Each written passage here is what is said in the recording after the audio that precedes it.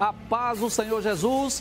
Estamos iniciando mais um programa Instantes Finais e eu quero agradecer por sua audiência, a você que assiste a nossa programação pela TV, a você que está nos acompanhando pelo YouTube, a você que está nos assistindo também pelo site www.iadpeplay.org.br e a você também que está acompanhando a nossa programação pelo aplicativo Rede Brasil TV.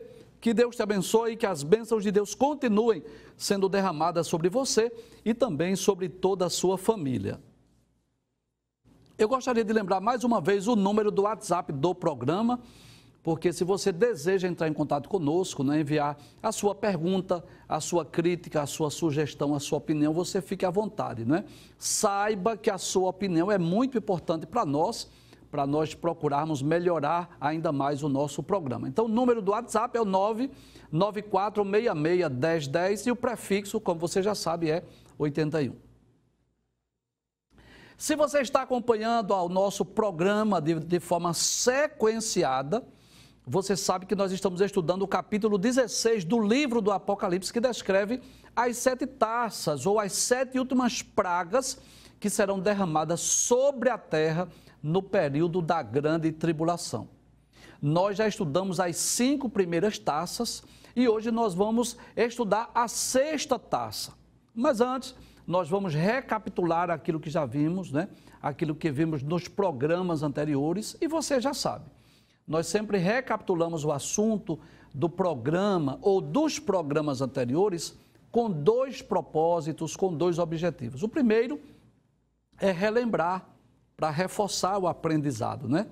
Então, quando nós revisamos, relembramos, recapitulamos, nós estamos reforçando o aprendizado. Mas o segundo objetivo também é para dar oportunidade àqueles telespectadores assíduos, mas que por algum motivo, por alguma razão, não puderam assistir o programa anterior. Então, eles têm pelo menos uma ideia do assunto que tratamos, né? É claro que nessa revisão, nessa recapitulação, nós temos que fazer de forma muito breve, muito rápida, para não repetirmos tudo o que dissemos nos programas anteriores, né? Então, hoje, nós, antes de estudarmos sobre a 6ª taça, nós vamos relembrar as 5, né? Lembrando a você, você já sabe disso, né?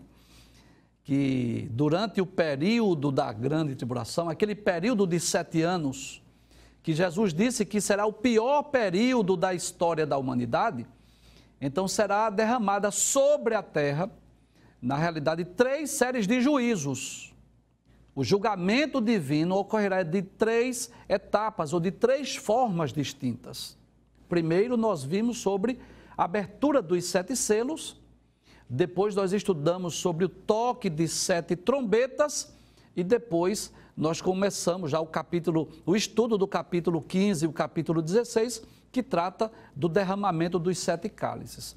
E eu quero só relembrar que nenhum selo foi aberto ainda, que nenhuma trombeta foi tocada ainda e muito menos os selos, né? Nenhum deles foi derramado ainda.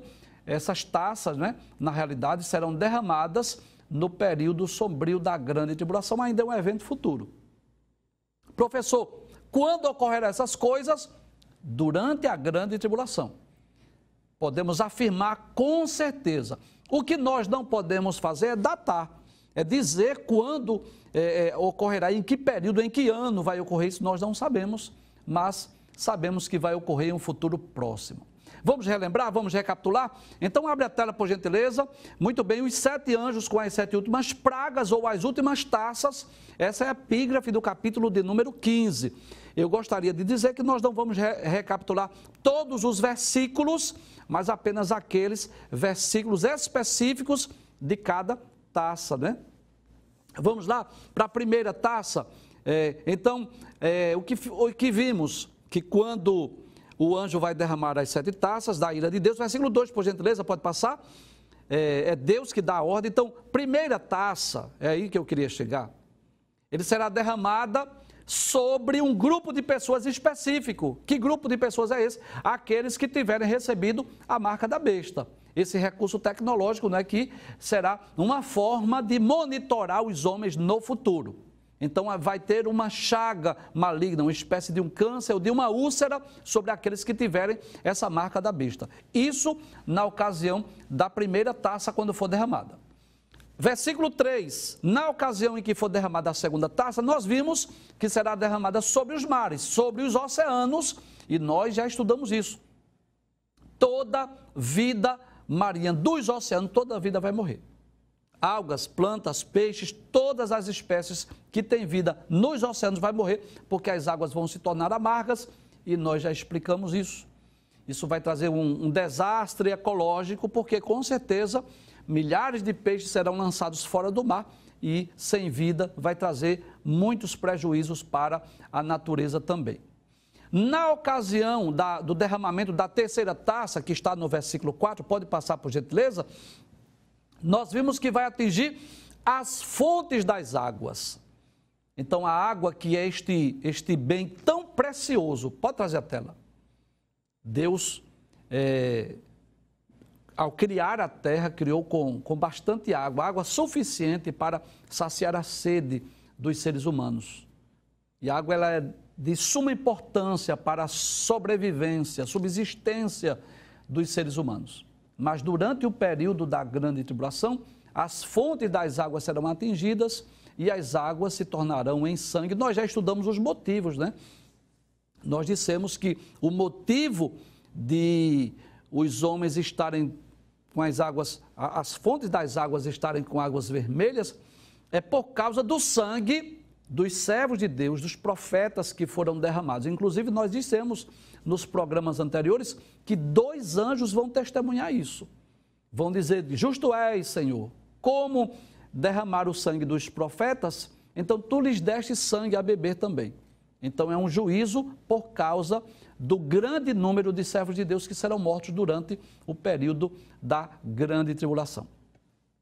A quarta taça, diz o texto que quando ela for derramada, então vai abrasar os homens com grandes calores, né? Haverá uma espécie de um aquecimento global e além do calor insuportável que vai provocar nas pessoas, também vai provocar o derretimento das geleiras, consequentemente o aumento do nível do mar, porque vai aumentar de forma grandiosa a quantidade de águas e com certeza vai haver desastres ecológicos, né? Desastre na natureza, porque o mar vai avançar, então vai trazer devastação também. Nós estudamos também na ocasião da quinta taça, pode passar a tela, por favor, quando essa quinta taça for derramada, e agora ela é de forma específica, ela vai ser derramada sobre o trono da besta. Em outras palavras, sobre a sede do governo mundial. Onde será, professor? Não sabemos ainda.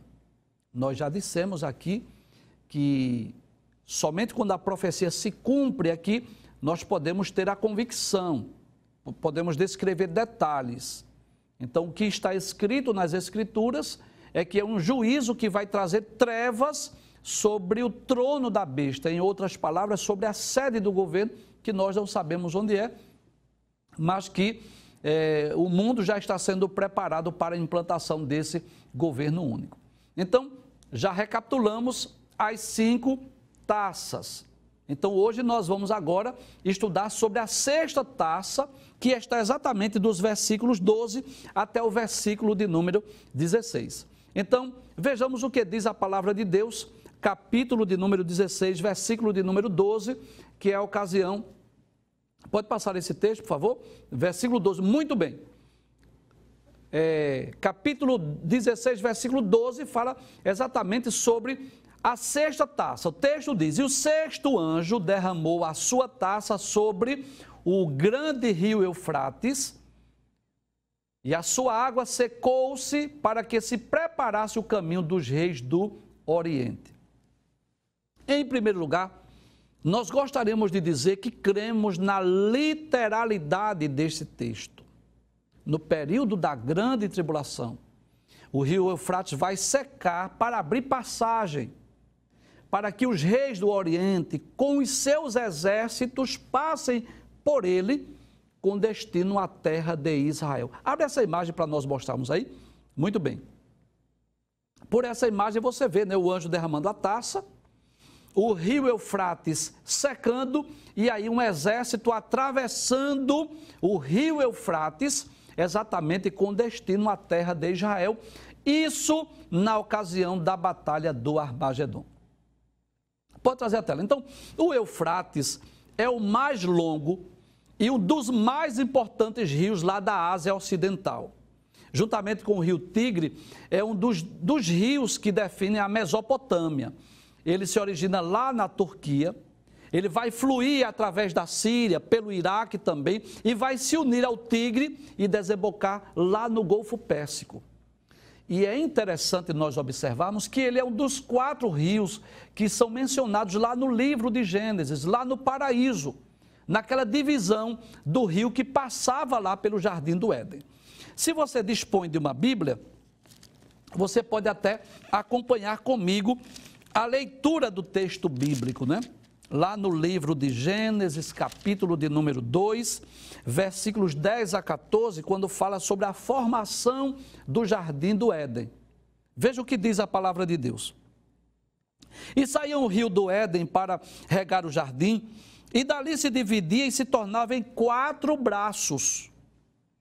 O nome do primeiro é Pison, este é o que rodeia toda a terra de Havilá, onde há ouro, e o ouro dessa terra é bom. Ali há o bidélio e a pedra sardônica. E o nome do segundo rio é Gion, este é o que rodeia toda a terra de Cuxi. E o nome do terceiro rio é Idequel, este é o que vai para a banda do oriente da Assíria. E o quarto rio é o Eufrates.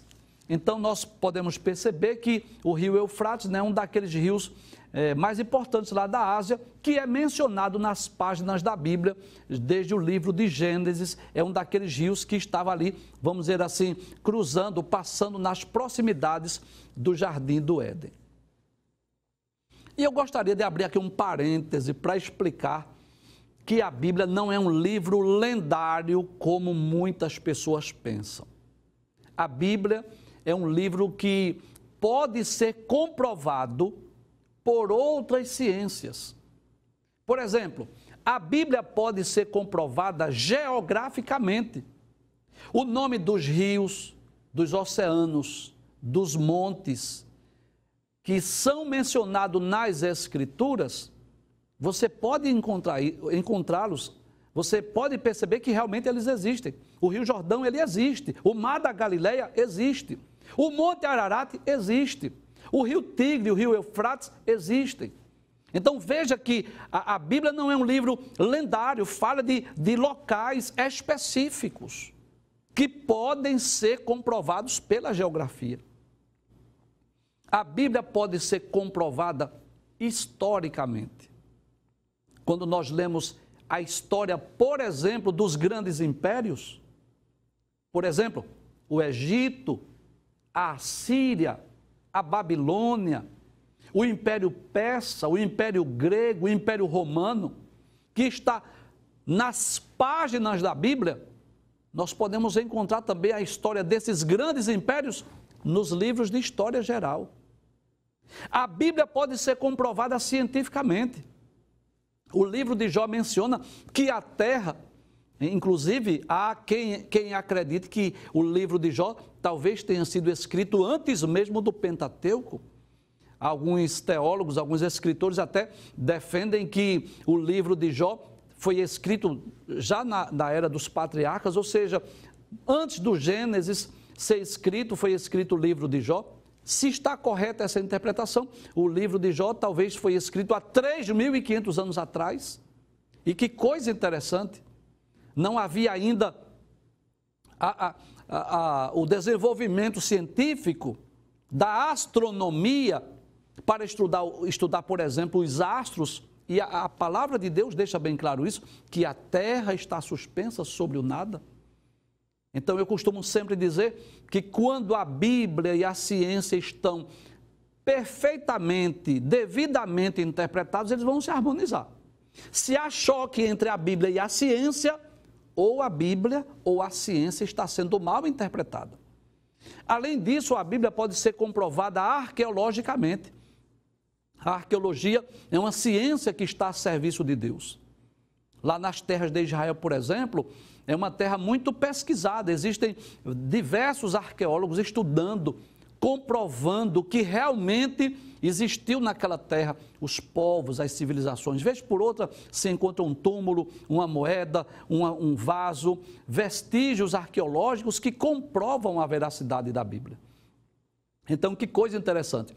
Nós estamos falando de um assunto profético, de um assunto escatológico, dessa sexta taça que será derramada sobre o rio Eufrates, que esse rio Eufrates vai secar-se e quando ele secar vai abrir espaço para que os reis do Oriente, para que os exércitos das nações confederadas, lideradas pelo anticristo, partam com destino a Israel na batalha do Armagedon. E que coisa interessante. É um rio que realmente existe, que pode ser comprovado hoje pela geografia, pela história. E é um rio que é mencionado desde os tempos bíblicos, né? Já no livro de Gênesis. Então, o rio Eufrates, ele é mencionado tanto no Gênesis, lá nos primórdios, no princípio, como também lá no livro do Apocalipse. Voltando para o texto bíblico, vamos ver o versículo 13. Então, na ocasião que for derramado essa sexta taça, é algo específico, vai atingir o rio Eufrates seca-se, e à medida que ele se seca, o que é que acontece? Abre um espaço para os exércitos passar. Que coisa interessante. Isso faz lembrar que milagrosamente e miraculosamente, no passado, o Mar Vermelho foi aberto, para que os filhos de Israel passassem a pés enxutos. O livro de Josué mostra também que o rio Jordão também foi aberto, para que os hebreus passassem também a pés enxutos.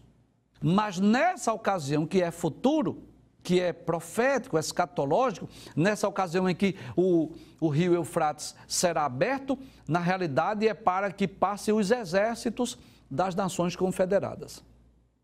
Se você for lá no YouTube, você procurar lá na playlist sobre aquela série de programas que nós já gravamos sobre os eventos escatológicos, você vai encontrar lá os programas que gravamos sobre a Batalha do Armagedon, que é exatamente uma espécie de mais uma tentativa de destruir, de arruinar o povo judeu, o povo de Israel.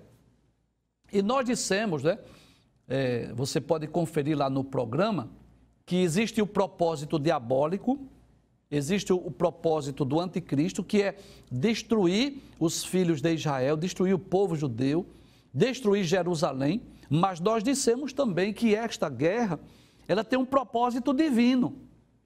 Então, em certo aspecto, esse juízo que será derramado sobre o rio Eufrates vai fazer com que aqueles soldados partam com direção a Jerusalém, a Israel, para destruir, para arruinar, e na realidade eles estão indo para uma emboscada, porque nós vamos ler os textos aqui, que é Cristo que vai pelejar pelo seu povo. Mas é interessante nós observarmos que nessa visão que João teve, desse derramamento dessa sexta taça, quando o rio Eufrates seca, quando abre o caminho para os reis do Oriente, nós vamos perceber no versículo seguinte, que João tem uma visão de seres demoníacos. Pode passar a tela, por gentileza? Abre aí, por favor. Capítulo 16, versículo 13. Pode deixar essa imagem aí por enquanto, para facilitar a nossa compreensão aqui. E até a explicação, e para as pessoas que estão em casa poder visualizar. Primeiro eu vou ler o texto. Diz assim: e da boca do dragão, e da boca da besta, e da boca do falso profeta, vi saírem 3 espíritos imundos, semelhantes a rãs. Então está aí esses animais. Quem é esse dragão? É aquele lá do capítulo 12 do Apocalipse, que é o próprio Satanás. Aquele dragão que estava esperando a mulher dar à luz o filho para tragar o filho. Então, esse dragão aí é Satanás. Essa besta aí, que é uma espécie de um leopardo, que parece também com uma onça, que tem 7 cabeças e 10 chifres, quem é? É o anticristo. Capítulo 13 do Apocalipse, versículos 1 a 10. E essa outra besta que tem 2 chifres, que parece um cordeiro, mas fala como dragão, fala da segunda besta do Apocalipse, aquela que sobe da terra, que está no capítulo 13 do Apocalipse, versículos 11 até o versículo de número 18. E o que foi que João viu? Viu sair da boca desses três personagens, do dragão, que é Satanás, da besta, que é o anticristo, do falso profeta, sair esses espíritos imundos semelhantes a rãs. Pode trazer a tela, por gentileza. Então, primeiro nós gostaríamos de falar que esses seres demoníacos, esses seres espirituais que são reais, que estão presentes na história dos homens, na realidade são anjos maus, são seres espirituais que seguiram a Satanás em sua rebelião. Então, quando nós lemos a Bíblia, nós vamos perceber que na ocasião da rebelião de Satanás, quando Satanás ele rebelou-se contra Deus, quando ele desejou ter um trono e ser adorado como Deus, foi expulso e com ele levou após si a terça parte das estrelas do céu. Se você quiser, você pode conferir lá no livro do Apocalipse, capítulo de número 12, versículo de número 9. E foi precipitado o grande dragão, a antiga serpente, chamada o diabo e Satanás, que engana todo mundo. Ele foi precipitado na terra e os seus anjos foram lançados com ele. Lá no versículo 4 do mesmo capítulo 12 diz: e a sua cauda levou após si a terça parte das estrelas do céu.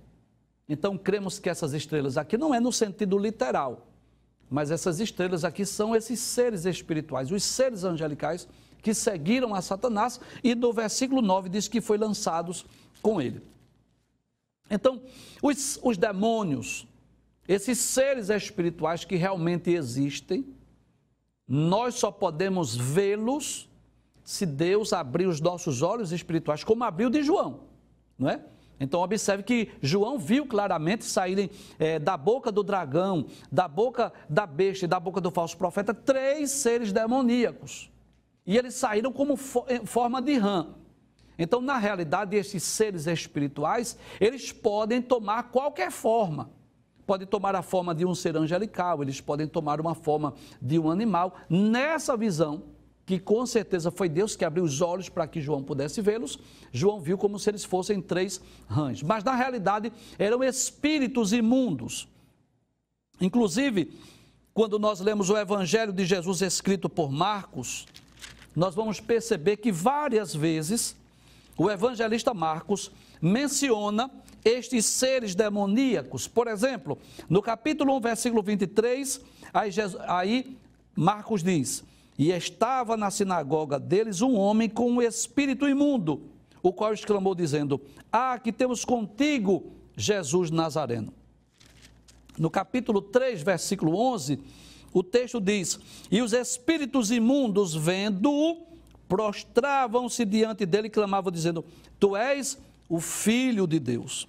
E ainda no capítulo 5, versículo de número 2, diz: e saindo ele do barco, lhe saiu logo ao seu encontro dos sepulcros um homem com espírito imundo. Então, o que é o espírito imundo? São seres demoníacos, seres espirituais, que estão a serviço de Satanás. Entre esses anjos caídos, eles estão divididos em dois grupos. Existem aqueles que estão presos, conforme Judas, versículo 9, e segundo a epístola de Pedro, capítulo 2, versículo 4, existe um grupo deles que estão presos. Mas existe um grande número que estão em plena liberdade, em plena atuação na história dos homens. Lá na carta aos Efésios, capítulo 6, versículo 12, Paulo fala sobre isso. Paulo diz que nós não temos que lutar contra a carne e sangue, mas contra os principados, contra as potestades, contra o príncipe das trevas e contra as hostes espirituais da maldade nos lugares celestiais. Então, na realidade, esses seres demoníacos são enviados à terra. Com exclusividade, esses espíritos imundos são aqueles que incorporam nas pessoas.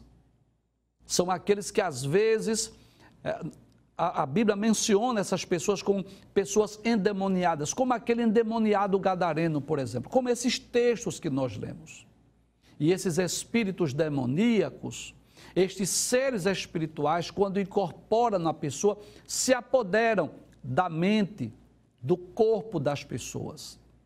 Uma pessoa endemoniada, por exemplo, ele passa a agir de forma que ele não tem o controle de si mesmo. Aquele gadareno, por exemplo, os evangelistas descrevem os detalhes daquele homem.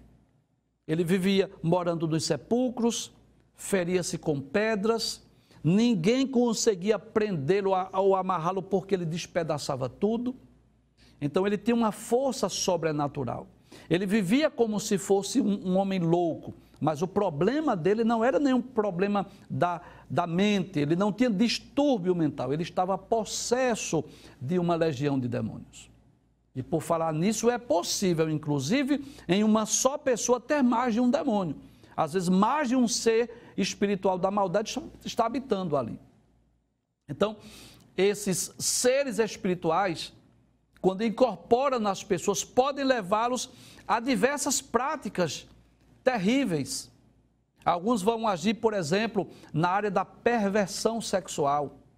Outros vão agir na área dos vícios. Outros vão agir na área da violência. De forma que a própria pessoa que está possessa por esse espírito mal perde o controle de si mesmo. Diferente de um servo de Deus, quando está sendo usado pelo Espírito Santo. Porque um servo de Deus, quando está cheio do Espírito, ele está consciente. Ele sabe o que está fazendo. Ele sabe aonde está. Mas quando o ser humano está possesso de um espírito maligno, ele não lembra de nada. Por falar nisso, existem criminosos que vão para os tribunais ser julgados e eles juram que não cometeram crime. E às vezes não é que eles estão mentindo, ou que eles queiram omitir o homicídio ou o crime que cometeram. Às vezes é porque quando eles cometeram aquele crime, eles cometeram porque estavam possessos. Eles estavam, como se estivessem influenciados por esses seres espirituais da maldade e que ele não lembra de nada. Então uma pessoa, por exemplo, quando está possessa, essa pessoa não lembra. Essa pessoa age contra a sua própria vontade, porque é como se esses seres espirituais da maldade se apoderassem da mente e do corpo dessas pessoas. Mas vamos voltar ao texto. Então, esses três espíritos imundos, conforme capítulo 16, versículo 13 do livro do Apocalipse, esses demônios que vão sair da boca do dragão, que é Satanás, da boca da besta, que é o anticristo, e da boca do falso profeta, que é a segunda besta, na realidade eles têm um objetivo. Eles vão com o destino de influenciar reis e líderes de nações para levá-los para guerrear contra a nação de Israel. Veja o que diz o versículo de número 14. Pode passar na tela, por gentileza. Aí diz, versículo 14, por favor. Esse espírito semelhante arranjo. Aí diz, versículo 14, porque são espíritos de demônios que fazem prodígios, os quais vão ao encontro dos reis de todo o mundo para congregar para a batalha naquele dia do Deus Todo-Poderoso.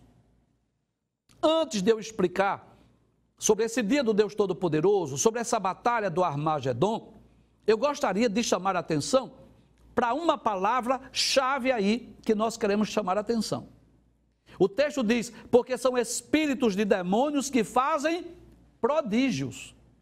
Então é bom nós lembrarmos que esses espíritos imundos, eles não agem na vida das pessoas apenas levando para perversões sexuais, apenas para levá-los para violência ou para vícios. Não só isso, não.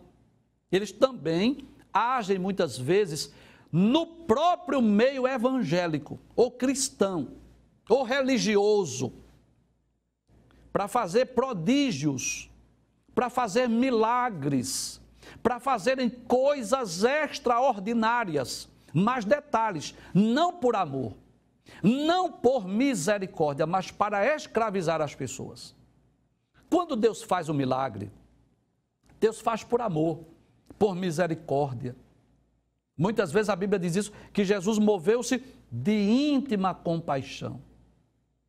E é interessante que Jesus curou pessoas que eram judeus, que eram gentios, pessoas que lhe seguiam, pessoas que não lhe seguiam. Jesus não fazia acepção de pessoas. E por que Jesus curava? Em certa ocasião, 10 leprosos clamaram a ele, ele curou os 10 de uma só vez. Somente um deles voltou para agradecer, mas todos foram curados.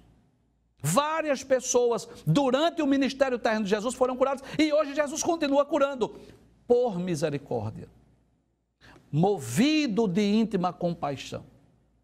Mas os seres demoníacos, que agem através da ação de Satanás, eles não fazem por misericórdia, por amor. Eles fazem para enganar, para escravizar as pessoas. Então, a Bíblia está repleta sobre sinais, prodígios que serão feitos no futuro. Se você dispõe de uma Bíblia, você pode ler ou você pode anotar para ler depois. Na segunda epístola de Paulo aos Tessalonicenses, no capítulo 2, versículos 9 e 10. Falando acerca do anticristo, diz assim: a esse cuja vinda é segundo a eficácia de Satanás, com todo o poder e sinais e prodígios de mentira, e com todo o engano da injustiça para os que perecem, porque não recebem o amor da verdade para se salvarem. Então, uma das características do anticristo é que ele vai vir, segundo a eficácia de Satanás, com todo o poder e sinais e prodígios de mentira. Lá no livro do Apocalipse também, capítulo 13, versículo 13, falando sobre a segunda besta, diz assim: e faz grandes sinais, de maneira que até fogo faz descer do céu à terra à vista dos homens. Nós poderíamos citar ainda Mateus capítulo 24, versículo de número 24. Jesus disse assim: porque surgirão falsos cristos e falsos profetas e farão tão grandes sinais e prodígios que, se possível fora, enganariam até os escolhidos. Então é interessante que esses seres demoníacos, eles fazem prodígios também. Satanás também faz prodígios. E fará através do anticristo, fará através do falso profeta, enfim. Mas, como eu já disse, não por misericórdia, não por compaixão às pessoas, mas com o intuito de enganar as pessoas e de escravizá-las. Abre o texto mais uma vez, versículo 14. São espíritos de demônios que fazem prodígios. E nesse período que esses 3 espíritos imundos vão sair da boca do dragão, da besta e do falso profeta. Qual é o objetivo deles? O texto diz: os quais vão ao encontro dos reis de todo o mundo para os congregar para a batalha naquele dia do Deus Todo-Poderoso. O que é que nós podemos aprender? Que as nações que partirem com destino a Jerusalém para destruir o povo judeu não estarão indo apenas por questões políticas. Não é apenas porque querem apoiar o governo do anticristo e a religião do falso profeta, não. Eles estarão agindo através de uma ação maligna, de uma ação demoníaca que vai conduzi-los para Jerusalém, com os seus exércitos, claro, para destruir o povo de Israel. De forma proposital, eu vou explicar primeiro o versículo 16 e depois eu volto para explicar o versículo 15. Acho que é a primeira vez que eu estou fazendo isso, mas eu vou alterar a ordem. Versículo 16 agora, por gentileza. Depois eu volto para o versículo 15. Isso. Aí diz: e os congregaram no lugar que em hebreu se chama Armagedon. Então, o que é o Armagedon? O Armagedon é uma planície em Israel, que é chamado de Vale de Megido, ou Vale de Jeosafá, ou Vale de Jezreel. É um lugar onde já houve várias batalhas, várias ocasiões, o povo de Israel batalhou neste lugar. Algumas vezes foi vitorioso, como nos dias de Débora e Baraque, e algumas vezes foram derrotados, como nos dias de Josias. Então, na realidade, é um lugar literal, inclusive é ponto turístico hoje em Jerusalém. Quem vai a Jerusalém vai conhecer esse Vale de Megido aí. O Vale do Armagedon, que no futuro, que nós não sabemos quando, vai servir também como palco de uma grande batalha. Que batalha é essa? A batalha do Armagedon. Está em Apocalipse capítulo 16, versículo 16.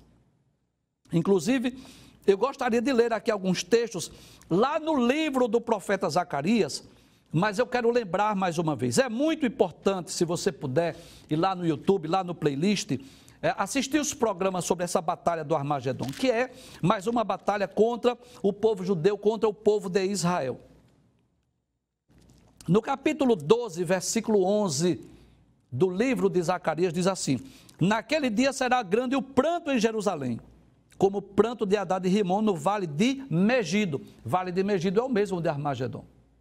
Então é um lugar que vai haver uma batalha, uma guerra, uma espécie de uma guerra mundial contra o povo judeu. No capítulo 14 do livro de Zacarias, versículos 2 a 5, diz: porque eu ajuntarei. Veja que coisa interessante. Eu disse aqui que a batalha do Armagedon também é uma espécie de uma emboscada. Cristo vai trazer os exércitos das nações para lutar. É Cristo que vai pelejar por eles. Porque no início, Israel terá armamentos. No início, Israel terá exércitos, soldados. Só que são muitas nações, são muitos exércitos que vão lutar contra Jerusalém. Vai chegar um momento que os recursos humanos vão terminar. Mas quando os recursos humanos terminarem, quando Israel estiver prestes a ser destruído, Cristo Jesus descerá do céu com poder e grande glória para lutar, para pelejar contra as nações e a favor do povo de Israel. Assista os programas lá sobre a batalha do Armagedon, que nós trazemos mais informações. Voltando a Zacarias capítulo 14, versículo 2. Eu ajuntarei todas as nações para a peleja contra Jerusalém, e a cidade será tomada. Que cidade? Jerusalém. As casas serão saqueadas e as mulheres forçadas. Inclusive, Jesus falou sobre isso no capítulo 24. Olha, se você estiver no telhado, nem desça para a sua casa para buscar alguma coisa. Se você estiver no campo, fuja, vai embora, não volte para casa não. Jesus falou sobre isso, Mateus capítulo 24, a partir do versículo 15. Aí diz: e metade da cidade sairá para o cativeiro, mas o resto do povo não será expulso da cidade. Então a metade do povo vai fugir, não é, como refugiado para outros países. Versículo 3. E o Senhor sairá e pelejará contra estas nações, como pelejou no dia da batalha. E naquele dia estarão os seus pés sobre o Monte das Oliveiras. Então, essa batalha do Armagedon, ela terá um final histórico, marcante, porque várias vezes o povo de Israel estava em guerra e Deus usou de vários meios, vários recursos para que o povo de Israel não fosse destruído. Mas dessa vez será diferente. Ele não vai mandar anjo, como mandou nos dias de Senaqueribe. Ele não vai mandar chuva de granizo, nem saraiva. É o próprio Cristo que vai descer sobre as nuvens do céu para pelejar a favor do seu povo. É isso que diz a Bíblia e é isso que nós cremos, né? Glória a Deus. As pessoas que estiverem no mundo, espalhadas pelo mundo, verão isso através dos meios de comunicação. Quem estiver lá em Jerusalém, Israel, vai ver isso de forma visível. É por isso que a segunda vinda de Cristo, a segunda fase, ela será visível, ela será literal, as pessoas verão isso. E as pessoas que estiverem espalhadas pelo mundo inteiro vai ver pelos meios de comunicação. Finalmente, o versículo 15, que eu disse que iria inverter, muito bem. Então Jesus diz: eis que venho como ladrão. O que significa isso? De forma surpreendente, de forma inesperada. Eu vou citar os textos para que você anote e você possa ler depois na sua casa os textos que Jesus disse que vem como ladrão. Mateus 24, 43, 1 aos Tessalonicenses, capítulo 5, versículos 2 e 4, 2 de Pedro, capítulo 3, versículo 10 e Apocalipse 3 e 3.